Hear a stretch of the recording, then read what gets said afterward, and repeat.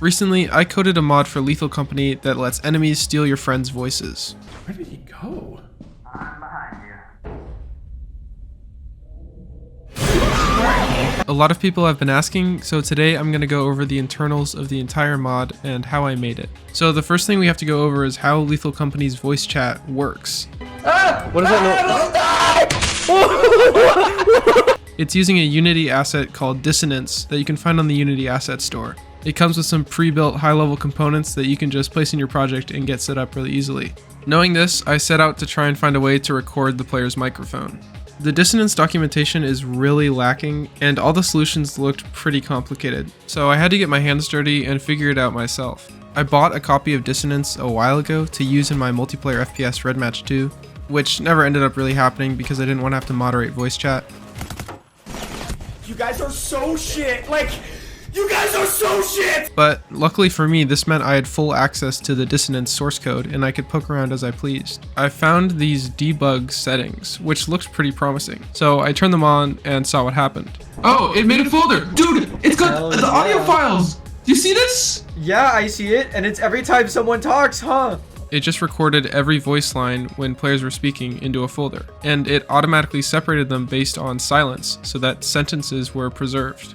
This was perfect. It was exactly what I needed for the mod. The only issue was it was recording them to the disk instead of memory, so I had to retrieve them. For this, Unity has Unity web requests. Even though it has web in the name, its use case is a little deceiving. You can also use it on the file system.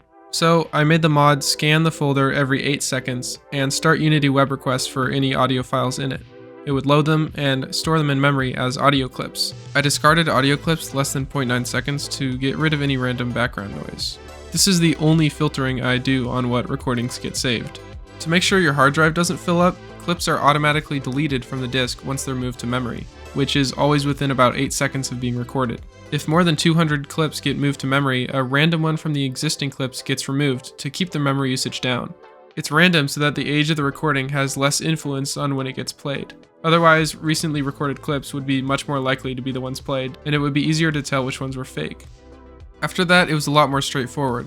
I added some code to find all enemies in the scene and add my custom script to them that would play audio. The way it works is really simple. It picks a time in the future between 15 and 40 seconds from now, and waits until then to play a sound. Then it sets a new time and waits again, and it does that forever. Once the sound is played, it gets removed from memory, and it can't be played ever again.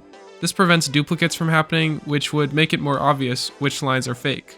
And that's literally it. That's the whole mod. I've seen so many people saying that the mod uses AI or ChatGPT or something because it picks the perfect voice clips for the perfect time, but that's just coincidence. I mean, paying to use AI tools for a mod is economically a terrible move because the mod is free. There's no way to finance that. If you have any questions about the mod, ask in the comments and I'll try to respond. Subscribe for more content, like the video, and I'll see you all next time. Bye bye.